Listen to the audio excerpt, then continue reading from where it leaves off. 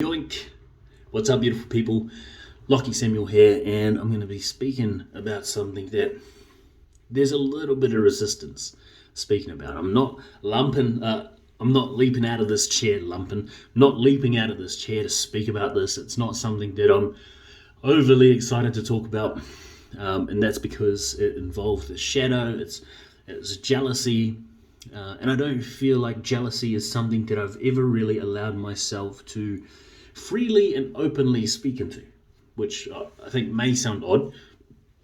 And as I say that, it sounds odd to me even because I've become so comfortable within vulnerability. But I believe I've become comfortable in vulnerability within certain pockets of it, right? Trauma, my story, insecurities, and breakthroughs and realizations.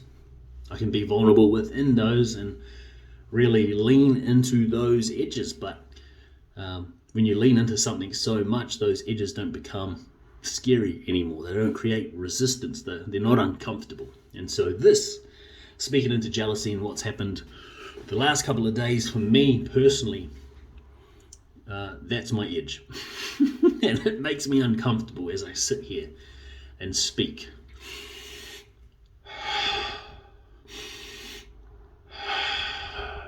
All right.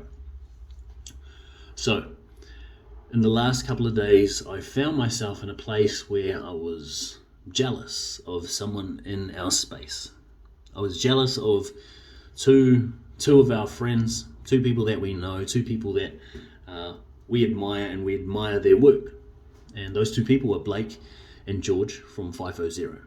Two beautiful men who are doing beautiful work within the mining industry. And the reason I was jealous is because a couple of days ago, I see on social media a 4-page spread in the West Australian. And immediately, like I innately do, my inner cheerleader pops up and he's like, yes, keep doing it, bro, keep crushing it, loving what you're doing, keep shining your light and loving all the posts. And then, over time, as I keep seeing these posts, the inner critic in me begins to stand up. The shadow. The shadow begins to stand up, and the shadow says, hang on a second. With all that you've done with Fight for Happiness in the last 6 to 9 months, why aren't you getting that recognition? Why aren't you getting that praise? Why aren't you having that opportunity? And, I'm going to be honest with you. I allowed myself to run away with that train of thought for half a day to a day. And, that thought of, what about me? It isn't fair. That Shannon Knowles soul patch, a victim mentality, the woe is me, that completely consumed me for about half a day to a day. And, within that was this jealousy, this like, why are they getting it? What am I doing wrong? And so jealousy and this inner critic became a gateway for me to punish myself, for me to question myself, for me to say, what am I doing wrong? What do I have to do to be enough? And so pulling me out of the present, pulling me out of a space of heart-centered alignment, grounded alignment, and pulling me into a space of fear and scarcity. And of course, when you're coming from fear and scarcity, it's very hard to show up from your heart, to speak from your heart, and to give love, to give appreciation, genuine appreciation. And so, as I'm running away with that mentally and emotionally, having these feelings in my body that I'm obviously avoiding, getting stuck in my head and allowing that train of thought to run on a loop, run on a cycle, right? It eventually gets to a point where I just click.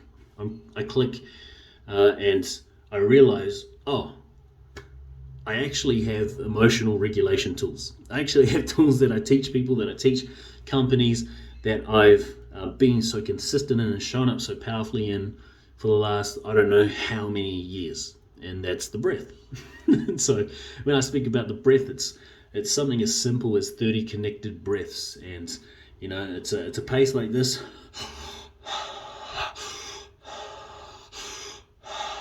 Like O2 Awakening or any of the cathartic breathworks that you've done, if you have done them. But I'd do 30 connected breaths, and this is something that I do before a meeting. This is something I do before a call or a podcast when I wake up. And so it's something that, I've done so consistently that even in these moments where the shadow takes over, where the inner critic takes over, where all I want to do is sabotage myself, and sometimes I just really do want to,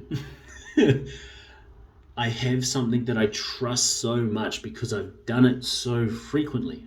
I've built up, and this sounds weird, right? I've built up such rapport with my tools that I'm willing to trust them in those moments of deep lack of self-worth, deep self-doubt, and deep self-sabotage.